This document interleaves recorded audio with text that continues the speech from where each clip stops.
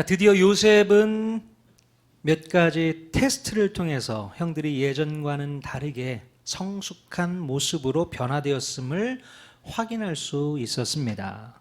자, 요셉이 의도적으로 베냐민에게만 5배의 음식을 주었을 때에 형들은 베냐민을 시기하거나 질투하지 않고 진심으로 즐거워하며 기뻐했습니다.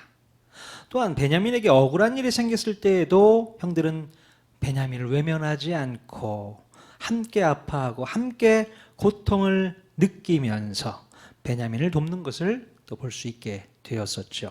자, 요셉은 형제들이 기쁘고 즐거울 때든지 또 슬프고 괴로울 때든지 그 모든 일들을 자기의 일처럼 여기는 것을 보면서 형제 간의 모든 관계가 회복되었음을 확인할 수 있었던 것이지요.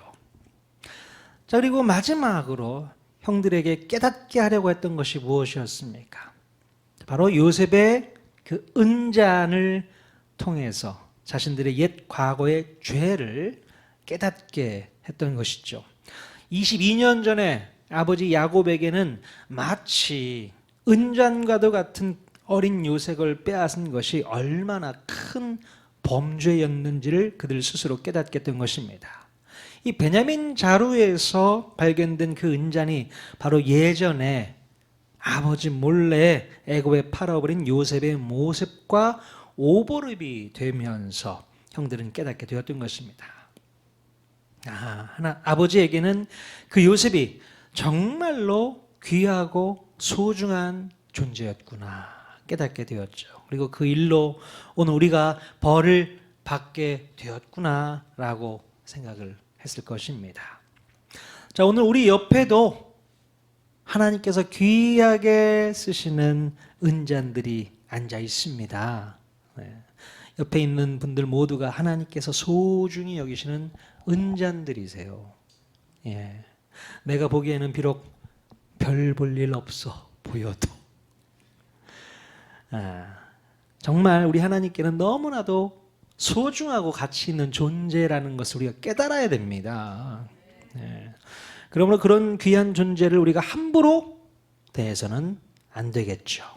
서로 귀하게 여기고 서로 아껴주고 서로 사랑해 줘야 하는 것입니다. 자, 우리 옆 사람에게 다시 한번 이렇게 인사했으면 좋겠습니다. 당신은 하나님께서 아끼시는 소중한 은잔입니다. 당신은 하나님께서 아끼시는 소중한 은잔입니다. 네. 하나님께서 아끼시는 소중한 은잔이십니다. 네. 정말 그렇게 믿으셔야 돼요. 정말 소중한 은잔이기 때문에 우리가 옆 사람, 이웃을, 내 지체를 소중하게 여길 수 있어야 되고 늘 섬길 수 있어야 되겠습니다. 그런 마음을 가지고 이 공동체를 살아간다면 이것처럼 행복한 공동체가 어디 있겠습니까? 서로가 소중한 지체인데요. 그죠? 자, 이제 자루 안에서 은잔이 발견된 베냐민과 그 외의 모든 형들이 요셉의 집으로 함께 돌아오게 되었습니다. 그리고 형제들 중에 유다가 17절에 걸친 긴 연설을 통해서 막내 동생 베냐민을 용서해달라는 진심 어린 설득을 하게 됩니다. 이 부분에 대해서는 우리가 다음 기회에 깊이 한번 나눠보도록 하겠습니다.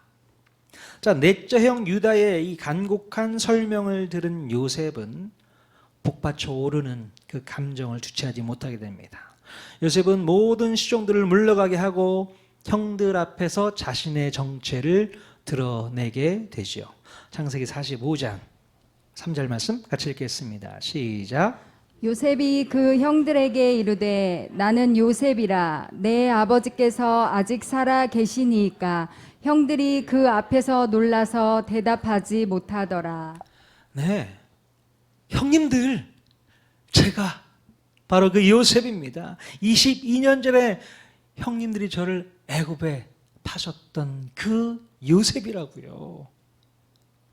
얼마나 마음 가운데 깊은 아픔을 가지고 이야기했을까요? 또 얼마나 또 반가웠을까요? 자신의 정체를 드러내면서 형님들이 팔았잖아요.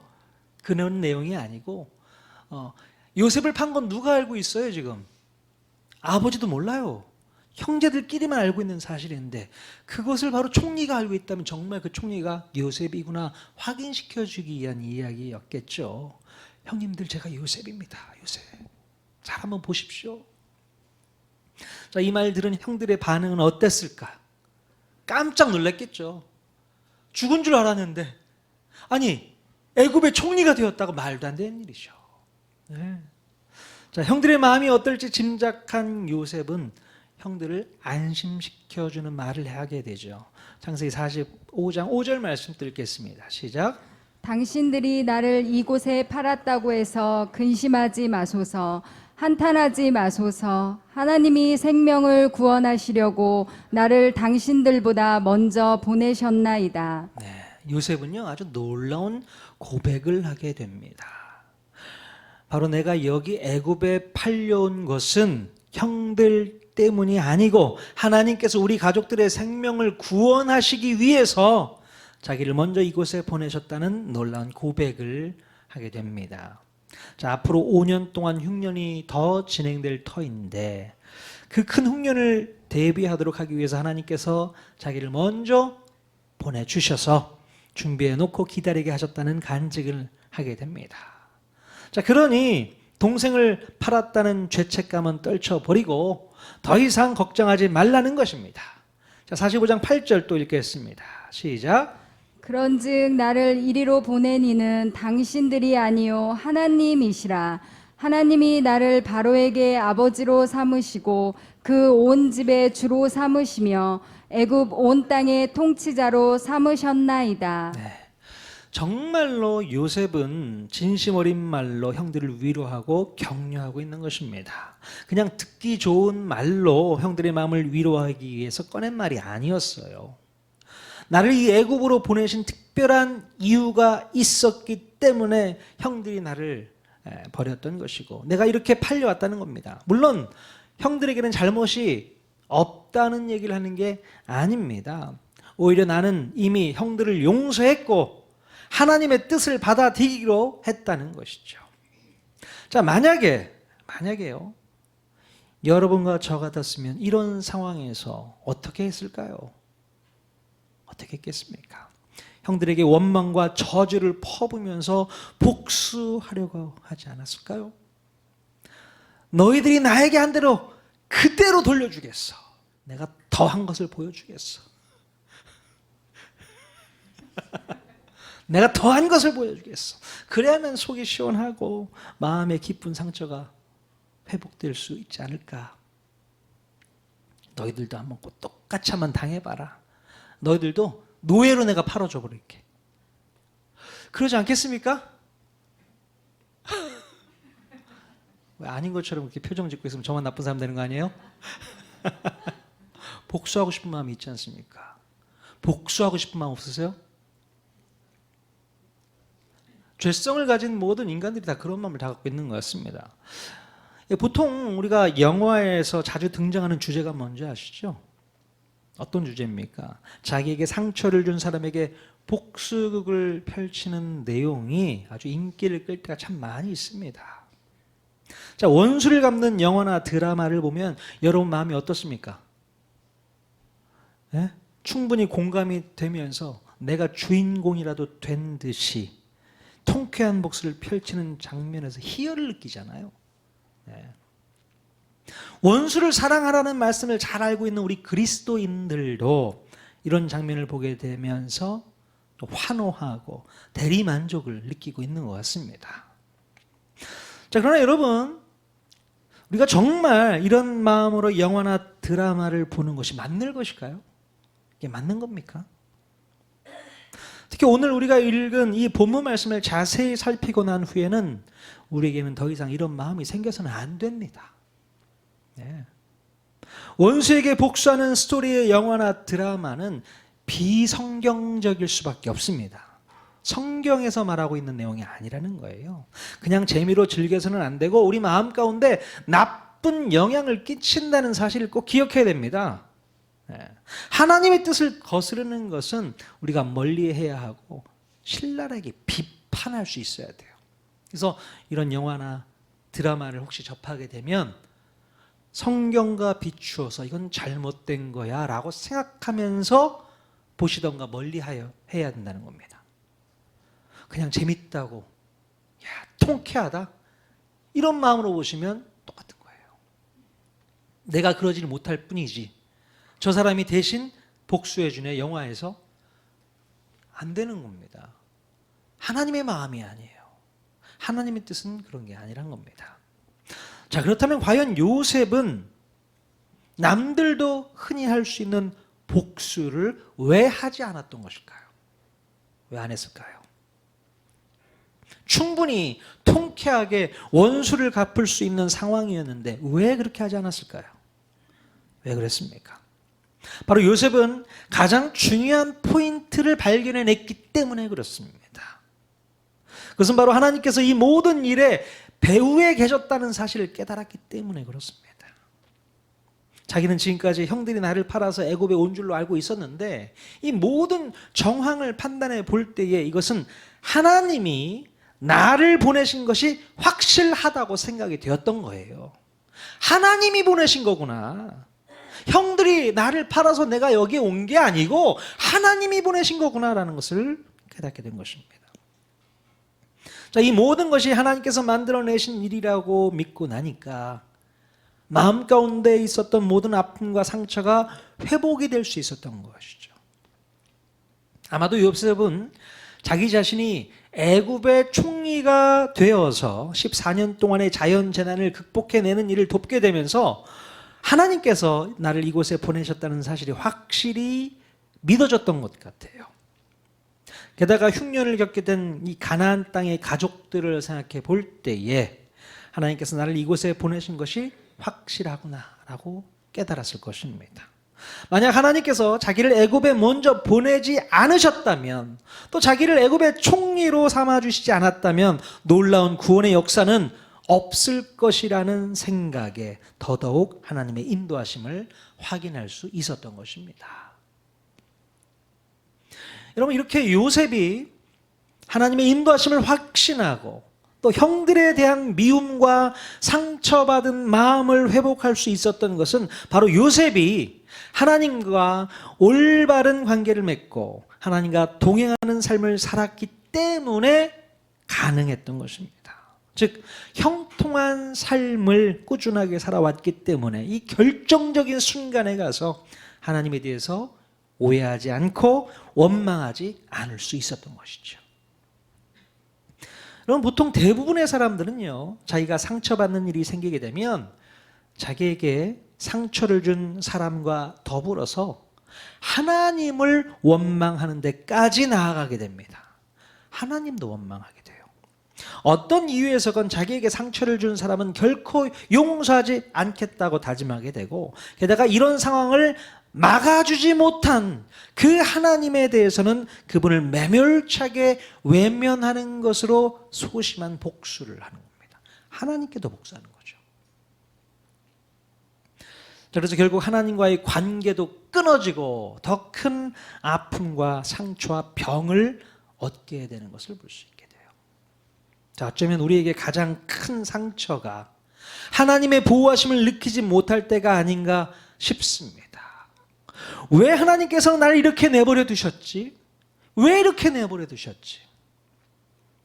내가 이렇게 아픈데, 내가 이렇게 고통스러운데, 내가 이렇게 도와달라고 간절히 간구하는데 왜 아무런 답도 없으시고 침묵만 하고 계실까? 이런 마음의 속상함이 있잖아요. 바로 이런 하나님의 태도에 대해서 우리는 더 큰 상처를 경험하게 됩니다. 하나님, 제가 기도했잖아요. 제가 간구했잖아요. 제가 울부짖었잖아요. 왜 하나님 침묵하고 계세요? 왜 말씀하지 않고 계세요? 그게 더 속상한 거죠.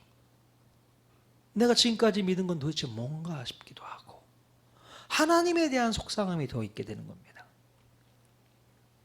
여러분, 자, 그래서요, 우리에게 가장 필요한 것이 뭐냐? 바로 하나님에 대한 신뢰이고 믿음입니다. 그게 가장 필요해요. 우리 하나님에 대한 가장 근본적인 믿음이 없으면 우리 마음이 회복하기가 쉽지가 않습니다. 하나님에 대한 근본적인 믿음이 있어야 돼요. 즉 하나님께서 나를 창조하셨고 나를 은장처럼 귀히 여겨주시고 돌보신다는 믿음, 그 믿음이 나에게 있어야 되는 겁니다. 바로 이 믿음에서 출발해야만 하나님에 대한 오해가 사라지고 원망이 사라지게 됩니다. 그리고 정말 궁금해서 묻게 되죠. 하나님, 저에게 왜 그러셨어요? 왜 그러셨어요? 무슨 이유 때문입니까? 그냥 덮어놓고 원망하고 미워하고 외면하는 것이 아니라 하나님을 신뢰하는 마음으로 이런 질문을 할 수 있게 되는 겁니다. 하나님, 정말 궁금해서 묻는 건데요, 저에게 왜 그러셨어요? 이건 하나님을 원망하는 마음이 아니죠. 하나님을 신뢰합니다. 근데 정말 궁금해서 묻습니다. 하나님, 저에게 왜 그러셨어요? 제가 예전에 희한한 문구가 적혀있는 전단지를 본 적이 있습니다. 그 전단지에 뭐라고 쓰여 있었냐면요, 하나님은 장애인을 직접 만드셨다고 말씀하셨다. 이런 문구였습니다. 하나님은 장애인을 직접 만드셨다고 말씀하셨다. 예, 아니 정말 성경에 이런 말씀이 쓰여 있을까요? 어디에 있을까요? 자, 출애굽기 4장 11절 말씀 같이 한번 읽겠습니다. 시작. 여호와께서 그에게 이르시되 누가 사람의 입을 지었느냐 누가 말 못하는 자나 못 듣는 자나 눈 밝은 자나 맹인이 되게 하였느냐 나 여호와가 아니냐. 네, 그 전단지를 계속 읽어가니까 이 말씀까지 있더라고요. 이 말씀은 하나님과 모세의 대화 속에서 나오는 말씀인데요, 하나님께서 사람들에게 말을 못하는 장애를 주셨고 못 듣는 장애를 주셨고 보지 못하는 장애를 직접 만들어 주셨다라고 말씀하고 있습니다. 하나님이 그렇게 하셨다고요. 그냥 실수로 우연히 만들어진 것이 아니라 목적을 가지고 그렇게 만드셨다는 겁니다. 목적을 가지고. 여러분, 우리가 이 사실을 진심으로 믿고 받아들여야 되는 겁니다. 하나님 실수하신 게 아니에요. 하나님이 깜빡해서 그런 존재가 이 땅에 태어난 게 아니라는 겁니다. 그 사실을 우리가 이 말씀을 통해서 깨달아야 됩니다. 하나님께서는 내가 목적을 가지고 만든 거야. 내가 만든 거야. 여러분, 우리의 마음에 새겨진 상처의 본질은 무엇이냐? 왜 하나님께서는 이렇게 되도록 방치하셨는가에 대한 상처이죠. 하나님 왜 방치하셨습니까? 이거에 대한 상처인 겁니다. 그런데 여러분, 우리가 잘 모르고 있는 부분이 바로 이 지점이에요. 하나님께서 우리를 방치하고 내버려 두어서 이렇게 된 것이 아니고 하나님께서 특별한 계획을 가지고서 직접 이렇게 만들어 내셨다라는 사실입니다. 우리가 이 사실을 분명히 깨닫게 될 때에 우리 마음 가운데 상처가 해결될 줄로 믿습니다. 아하, 하나님이 하신 거구나. 하나님이 계획하신 거구나. 하나님께서 목적을 가지고 만들어 주신 거구나. 하나님을 우리가 신뢰하고 믿는다면 이것도 우리가 마음껏 믿어야 되잖아요. 그러면 어느 정도 상처가 사라지게 되는 것이죠. 우연히 만들어진 게 아니니까, 하나님께서 그냥 방치하신 것이 아니니까 내 마음 가운데 오해는 풀리게 되는 거 아니겠습니까? 그게 상처가 회복될 수 있는 시작이 될 수 있는 겁니다. 여러분, 하나님 믿으셔야 돼요. 그럼 다윗이 사울 왕으로부터 살해 위협을 당하면서 쫓김을 당해도 다윗은요, 하나님에 대한 원망이 전혀 없었습니다. 왜 그랬을까요? 자, 그것은 바로 다윗이 하나님의 계획과 섭리를 눈치채고 있었기 때문에 그렇습니다. 하나님께서 자기 자신으로 하여금 강하게 훈련하고 연단하기 위해서 이런 고통을 겪게 하신다는 것을 알고 있었기 때문에 다윗은 그것이 상처로 작동되지 않았다는 거예요. 여러분, 시편 말씀을 다윗이 많이 썼는데요, 하나님을 원망하는 구절들이 별로 없습니다. 제가 못 찾아서 그런가요? 한번 읽어보십시오.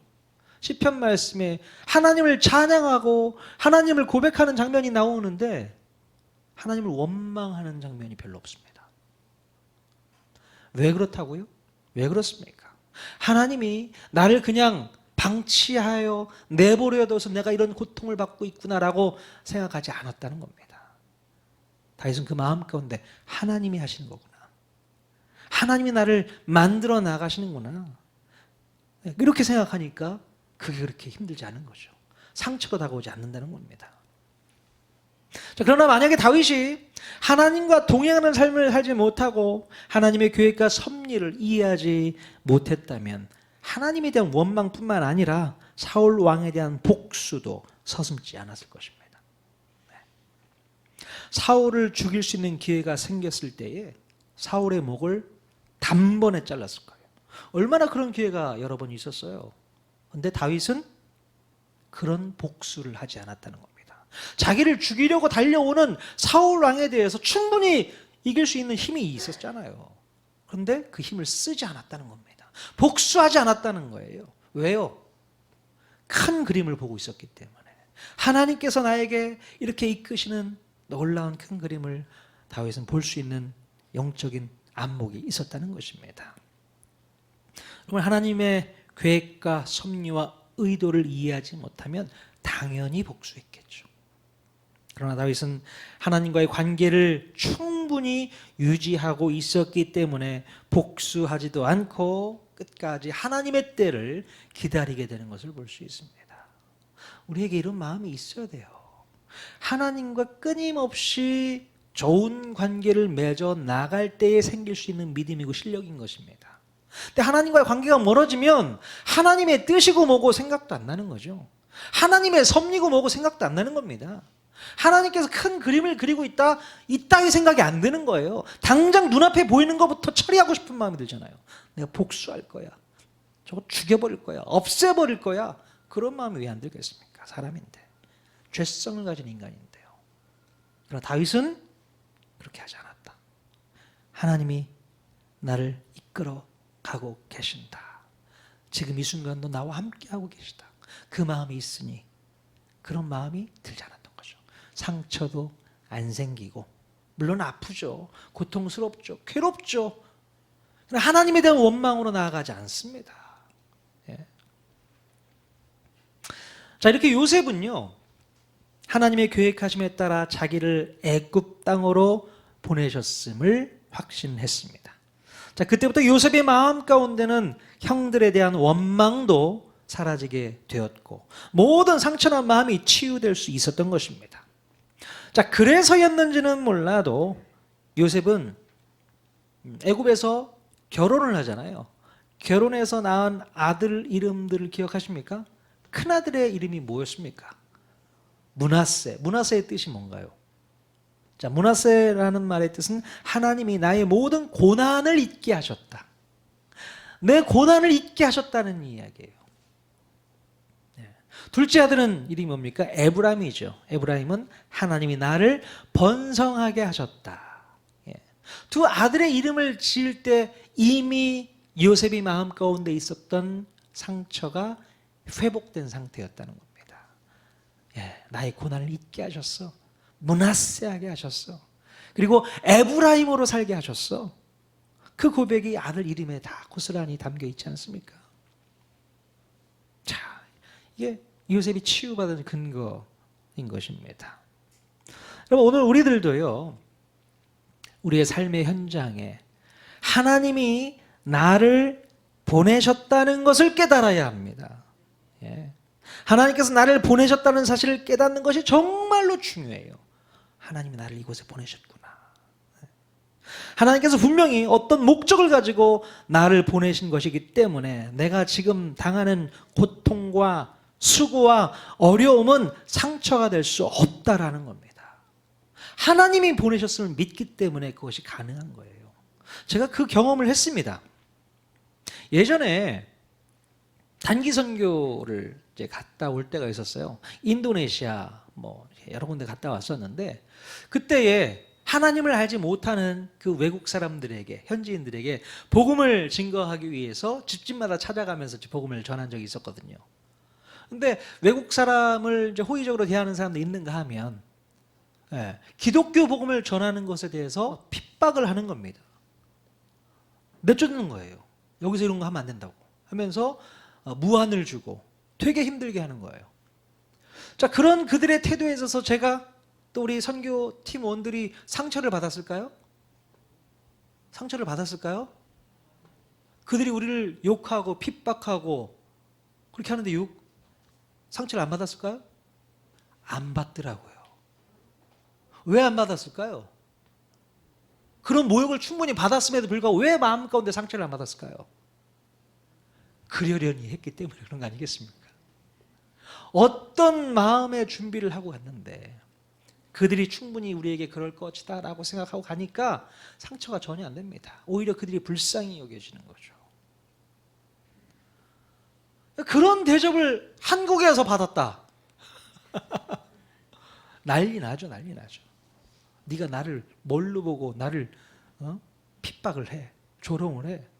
상처가 엄청나죠. 여러분, 자, 우리 마음 가운데 이 복음을 전하다가 죽어간 순교자들도 한번 보실 수 있길 바랍니다. 이 자신의 억울한 죽음을 여러분 상처로 받아들였을까요? 초대교회 당시에 보면 수많은 사람들이 복음을 증거하다가 순교자로 죽어가지 않습니까? 사자굴에 들어가기도 하고 죽어가면서 이런 내 마음 가운데 상처를 준 것들 내가 가만 놔두지 않을 거야 이런 마음으로 순교했을까요? 아니요. 정말 그 고통을 받으면서도 자기의 목숨을 빼앗기는 그런 순간에도 상처받지 않습니다. 오히려 그들을 불쌍히 여기고 하나님께 영광을 올리는 그의 모습을 볼 수 있게 됩니다. 왜 그렇습니까? 이것이 바로 하나님의 뜻이고 하나님의 목적 때문에 나를 이곳에 보내셨다고 믿기 때문에 그런 생각을 할 수 있게 되는 거예요. 하나님이 보내셨구나. 하나님의 사명자로 나를 보내셨구나. 그것이 믿어지면 상처 없습니다. 근데 이게 안 믿어지니까 상처가 되는 거죠. 내가 왜 이런 고통을 받아야 되지? 내가 왜 이런 아픔을 받아야 되지? 예. 거기에 대한 이유, 목적 이런 게 전혀 모르겠으니 상처로 작용할 수 있게 되는 것입니다. 그럼 마찬가지로 오늘 내가 살고 있는 삶의 현장에서 받게 되는 이 고통과 상처와 억울함과 속상함이 바로 하나님의 계획과 섭리로 이루어진 것을 믿는다면 우리는 충분히 견뎌낼 수 있습니다. 이 고통과 아픔이 하나님의 뜻이라고 믿게 되면 힘들지만 그래도 견딜 수가 있는 거예요.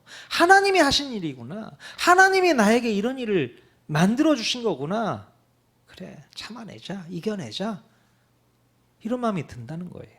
그러나 하나님과는 아무런 상관이 없는 고통이라고 느껴지는 순간 우리는 도저히 참을 수가 없습니다. 견딜 수가 없습니다. 그게 문제인 거죠. 여러분, 하나님께서 여러분을 보내신 그곳, 하나님께서 특별한 계획과 목적을 가지고 그곳에 보내셨다고 믿는다면 그곳에서 어떤 고통과 아픔을 겪는다 하더라도 그것은 하나님께서 주신 사명 때문에 받는 필연적인 고통인 것을 믿을 수 있기를 바랍니다. 예. 여러분이 보내진 그 가정, 그곳에서도 하나님의 특별한 섭리와 계획이 작동하고 있음을 믿을 수 있기를 바랍니다. 나는 이 가정에서 왜 이렇게 고통을 받고 있는 거야? 왜 아픔을 받고 있는 거야? 왜 이런 상처가 있는 거야? 그 마음을 내려놓을 수 있기를 바라요. 그곳에서도 하나님의 특별한 계획과 섭리가 있다고요. 또 여러분이 보내진 학교, 또 직장, 그곳에서도 하나님의 특별한 계획과 섭리가 작동하고 있습니다. 나를 왜 이곳에 보내셨을까? 나는 왜 이곳에서 고통을 받아야 되나? 아이, 이놈의 학교, 에이, 이놈의 직장, 빨리 때려치우고 싶다. 이런 마음이 들 수 있잖아요. 그러나 그 순간 하나님께서 나를 이곳에 보내신 이유 있겠지. 목적이 있겠지. 나 이곳에서 하나님이 보내신 그 사명을 다하리라. 이런 생각이 있어야 되는 것이죠. 여러분, 여러분이 보내진 이 교회, 이 교회는 어떻습니까? 바로 이곳에 보내신 이유와 목적이 있는 줄로 믿습니다. 하필 왜 이 통하는 교회일까? 그런 생각 해보셨습니까? 수많은 교회 놔두고 왜 통하는 교회 오셨습니까? 이 통하는 교회가 그렇게 뭐 대단한 저기도 아니고, 밥 한 번 먹으려면 불도 세지도 않아가지고 힘들고 설거지도 하기 힘든 상황이잖아요. 물도 찔찔찔 나오고 불평불만이 나올 수 있지만, 여러분 그러나 하나님께서 이곳에 보내신 이유가 있기 때문에 그게 하나도 불편하지 않게 느껴져야 되는 거예요. 불평불만을 말하면 말할수록 계속 커지게 됩니다. 그러나 하나님께서 우리에게 이런 상황을 주신 이유가 있겠지. 잘 참아내면서 이겨내면서 더 큰 것을 바라볼 수 있는 우리 성도들이 다 되어야 될 줄로 믿습니다. 교회 오니까 저 사람은 꼴 보기 싫은데 나가줬으면 좋겠는데, 이런 생각 절대 갖지 마십시오. 하나님께서 나를 이곳에 보내셨다. 특별한 이유가 분명히 있는 줄로 믿습니다. 꼭 그것을 생각해야 돼요. 자, 그래서 여러분, 우리의 모든 상처를 치유받을 수 있는 순간은 언제일까요? 우리 모든 상처를 치유받을 수 있는 순간은 언제일까? 바로 하나님의 존재가 믿어지고, 바로 예수 그리스도가 나를 위해서 십자가에 달리셨음을 믿을 때, 바로 그때에 우리의 상처는 저절로 치유될 줄로 믿습니다. 네. 우리의 삶이 우연히 만들어진 삶이 아니고 필연적인 계획과 섭리가 먼저 있었음을 믿게 되는 순간에 우리의 마음의 상처는 치유될 수 있습니다. 그리고 예수님을 믿고 구원받는 하나님의 자녀가 되면요, 그 십자가에서 모든 것이 다 해결되는 거 아니겠습니까? 십자가에 달리신 예수 그리스도의 그 놀라운 사랑을 경험하고 나면 우리 안에 있는 모든 상처가 회복되어야 되는 거예요. 예수님을 믿고 구원받은 자녀가, 십자가를 바라보는 자녀가 여전히 마음의 상처에 의해서 힘들어하고 고통스러워하고 아파하면 우리 예수님이 속상해 하신다고요. 내가 너의 모든 상처와 괴로움을 회복하기 위해서 십자가에 달렸는데 너는 그것 때문에 괴로워하는구나. 우리 주님이 오히려 더 속상하실 거죠. 네. 우리가 예수님을 믿는 순간 하나님이 내 마음 가운데 들어오면서, 하나님이 나를 창조하셨구나, 나를 만드셨구나, 나를 구원하셨구나, 나를 이곳에 보내셨구나, 나를 이 가정에, 나를 이 학교에, 이 직장에, 이 교회에 보내셨다는 믿음과 확신이 생기면, 여러분, 우리에게 닥치는 모든 환경들을 이겨낼 수 있어야 되는 거죠. 그분이 우리의 답이기 때문에 그렇습니다. 내가 너 그냥 보낸 거 아니야. 다 이유가 있었어. 다 뜻이 있었어. 그러니 받아들여. 상처로 받지 말고 하나님의 역사하심, 하나님의 큰 그림 안에 하나님의 놀라운 계획으로 받아들였으면 좋겠다. 하나님께서 오늘 우리에게 이렇게 말씀하고 있는 줄 믿습니다. 그래서 우리는 예수를 잘 믿어야 돼요. 십자가를 잘 이해해야 돼요. 예수 그리스도의 복음이 뭔지를 잘 깨달아야 돼요. 복음을 깨닫지 못하기 때문에 상처가 치유가 안 되는 겁니다. 복음을 깨닫지 못하기 때문에 내 원수가 여전히 미운 거예요. 복수하고 싶은 마음이 생기는 겁니다. 십자가가 없는 사람입니다. 십자가를 이해하지 못하면 여전히 그 속에서 갇혀 사는 것이죠. 자, 그리고 안타깝지만 우리가 또 한 가지 믿어야 될 사실이 또 하나 있어요. 자, 그것은 바로 하나님이 나를 이곳에 보내신 것처럼 내 옆에 있는 그 사람도 하나님께서 이곳에 보내셨다는 사실을 믿어야 됩니다. 나만 보내신 게 아니고 하나님이 그 사람을 여기에 보내셨다고요. 내 주변에 있는 그 사람, 직장에 내 옆에 있는 그 사람, 학교에 내 옆에 있는 그 친구, 하나님께서 보내셨다는 사실을 믿을 수 있기를 바랍니다. 그냥 우연히 와 앉아있는 게 아니에요. 그러니 내가 싫어하고 미워하고 질색하는 그 사람조차도 하나님이 보내셨음을 믿을 수 있기를 바랍니다. 안 믿어지세요? 쟤는 꼴 보기 싫은데. 저 직장 상사만 바라보면 그냥 와. 그런데 그 환경도 하나님이 우리에게 보내주신 사람이라는 것을 믿어야만 나에게 상처를 준 그 사람을 용서할 수 있고 오히려 사랑할 수 있다는 것입니다. 그거 믿고 싶지 않으신가 보네요. 우리 옆 사람은 바로 하나님이 보내신 하나님의 사람인 줄로 믿습니다. 아멘. 찬송가 408장에 보면 이런 가사가 있어요. 같이 한번 찬양을 할 텐데요.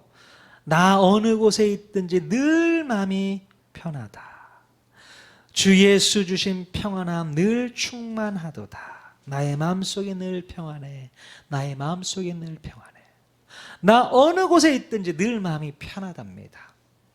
우리는 어디만 가면 마음이 불안하고 불편하고 두렵고 그런 데가 있잖아요. 그래서 그곳은 가기 싫잖아요. 근데 이 찬양 고백이 여러분의 고백이 됐으면 좋겠습니다. 어디를 가든지 간에 나는 늘 평안해. 왜요? 하나님이 나와 함께 하신다는 믿음 때문에, 하나님께서 나를 이곳에 보내셨다는 믿음과 확신 때문에 내 마음이 평안하다는 사실입니다. 같이 그 믿음 고백을 통해서 이 찬양 부르며 나아갈 수 있기를 원합니다.